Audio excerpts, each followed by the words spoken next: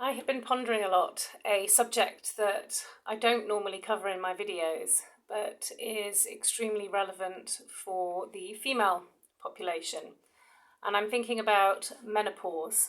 And it is something that I have worked with in the past with a number of women. And I have a number of random thoughts around it that kind of swirling around my head, and I wanted to share it. And part of the reason I want to share it is because it's relevant for my time of life. So I'm 48, and it's relevant for a lot of my clients or their parents. And it's not something that certainly the male side of the population, people who are born male at birth, are taught about at school. And I have a number of male friends who have said that when they were at school, when the conversation around the ending of periods came up, all the boys were sent out of the classroom. They weren't even involved in the conversation. And my recollection, at best, was that you were told about the symptoms and that it was a normal part of life and there's not much you can do about it. You basically just have to suffer. And that was it. There wasn't anything beyond that. There wasn't even much explanation about what to expect, just the vague time frame, and that your periods would stop, and that would mean you are no longer fertile, as if the main emphasis of menopause is that your periods stop and you can no longer have children. And it makes me think about this kind of undercurrent within our society, that the main purpose of being born female with a womb is that you can procreate. And we are so much more than that. And many women choose not to have children or can't have children. So does that mean that there is no point to them being alive? No, that's not the case. And for those of us that do have children, from within our own bodies, again, that's not our main purpose, or it doesn't have to be our main purpose. Now, if a womb bearer chooses to have children as their main purpose in their life, and they are happy with that, and that works for them, and they enjoy that, and they feel that that is their purpose in life, that's great. It makes me think about this concept of ikigai. I don't even know how to pronounce it properly, Japanese concept of how to live a long and healthy life. And one of the elements of that is that it's really important to find your purpose, to find your meaning in life. And so for some people it may be having children, creating children, and there may be other people who don't have their own children, but for them their purpose is to have children, whether through adoption or surrogacy or whatever. But for other people that is not the main purpose. And so when we think about menopause as a process, the main function or the main outcome of menopause isn't just the cessation of periods and the cessation of fertility. And I've been contemplating that a lot because it feels like it's quite taboo to talk about the feelings associated with it. So yes, we know much more about all these symptoms, and there are groups that you can join and forums to discuss these symptoms. And ultimately, a lot of doctors don't really know much about it anyway. And so a lot of it is kind of trial and error in how to support ourselves best with these symptoms. And I heard of this very interesting idea. So the idea of these hot surges of energy that most people call hot flashes, but I really hate the phrase. I don't know why.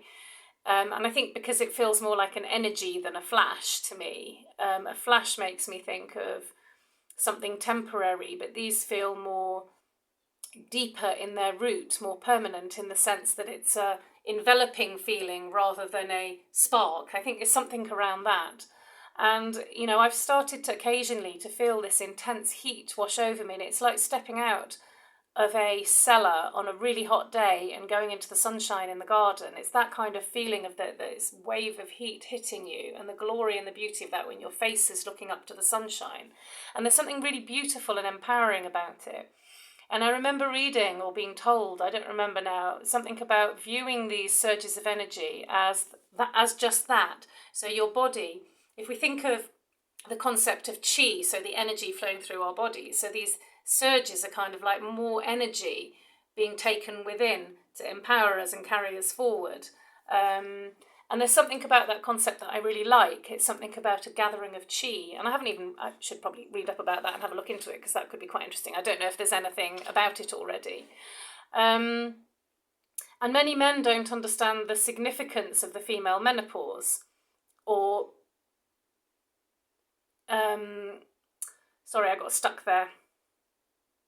And I'm not quite sure what stuck me. But this idea of menopause as a journey, and not just menopause, but the beginning of periods too. And, the journey starts before you get your first period. And I don't know how many of you watch the Marvel TV shows, and I can't remember the name of it, which is really not very helpful of me. But there was one called WandaVision, and there was a spin-off from it about this witch who went on this witch's road, a coven of witches. And there's something about this witch's road. I keep hearing the song about it in my head, and it's this idea of a witch. The definition of a witch is simply being a wise woman or an older woman, an elder. And the idea that, there is this road that we walk along, and I can see the image in my head of this twisty, windy road that we walk upon from birth. But at some point there's this door that we have to pass through, and we don't know what the path looks like beyond that. And that's the moment when you get your period, your first period. You don't know what that's going to be like. You don't know how you're going to manage it. And I'm conscious that within my family we have someone about to enter this first door, whilst I'm going to be leaving it at some point soon through the final door, or the next door. I don't know if it's the final door because I can't see beyond it. So there's this road of fertility, and then at some point you have another door and you pass through that and you don't know what that looks like. And I know I'm approaching this door. And it's this thinking about what was it like when I first approached that first door. I was told about the symptoms. It was all quite shameful, and you carried a little sanitary towel around. I carried a little sanitary towel around in my bag on the off chance it happened when I was out and about. But I was thinking about all the information and wisdom I want to pass on to my children. And I say children, I think boys need to know about this too, because it's an enormous part of half the population that are born with wombs. And it's this idea that, yes, there will be days that you're going to feel quite shit. There's no getting around that. It's unavoidable.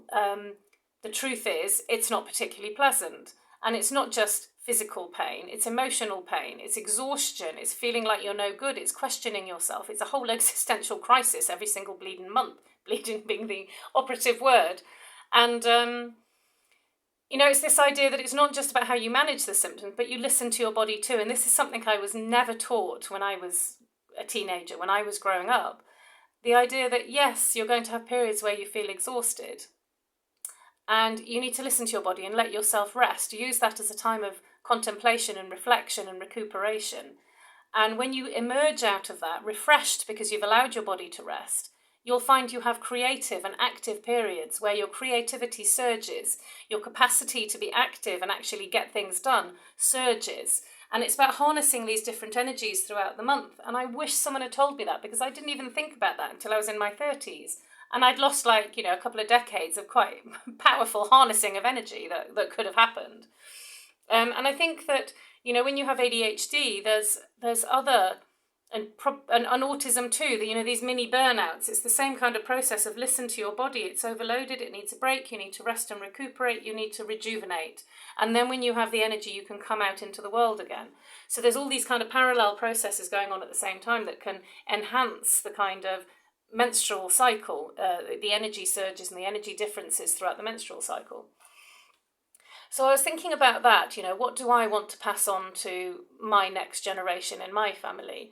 And thinking about this path that we're currently almost both on at the same time. And I don't know whether we'll be on this path at the same time. And, there's a lot about midlife crisis. And it always used to be around men and buying cars and getting, having affairs and stuff. Which seems, very superficial the way it was looked at. But the core of it is that there is a questioning of identity, an existential crisis. And for women, it is very, very clearly triggered by a biological process, biological changes within our bodies that impact us physically very significantly for many of us and in many different ways. But there is also a psychological process going on as well. Like, what do I want to do with the next stage of my life? And it's very well known among many women that when you hit 40, you suddenly no longer, care two hoots about what people think of you, and the setting of boundaries starts to become easier as you get older. Whether that's kind of wisdom or collective wisdom, or just, I'm so damn exhausted from these symptoms that I just don't have the energy to fall into place anymore. I don't know. I haven't given that enough thought, certainly for myself.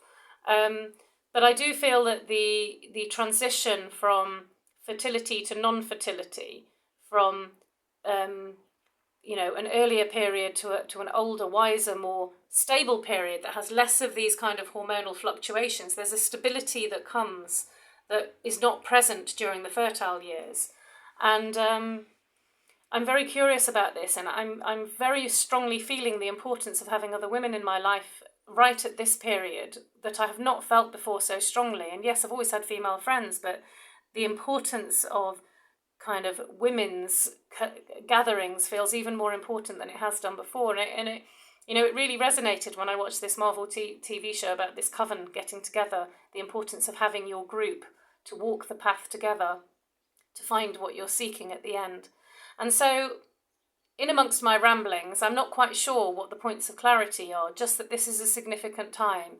Late 30s, 40s, 50s, it's a very significant time for those of us that possess a womb in terms of the biological and psychological and existential changes that are going on within us. And it's not a thing to be taken lightly. It's something that needs to be treated, to have its worth, to have its value. This is important. It is something that we need to consider, in terms of our growth and our development. It is something of huge value, and it is a time to gather together other women that we feel may be resonating with the same experiences. I suppose some people call it vibrating on the same energy, whatever language you want to use, whatever works for you. But anyway, I'd be very interested in hearing anyone's thoughts around this. So I would welcome your comments greatly around this, and drop me a message if there's any questions.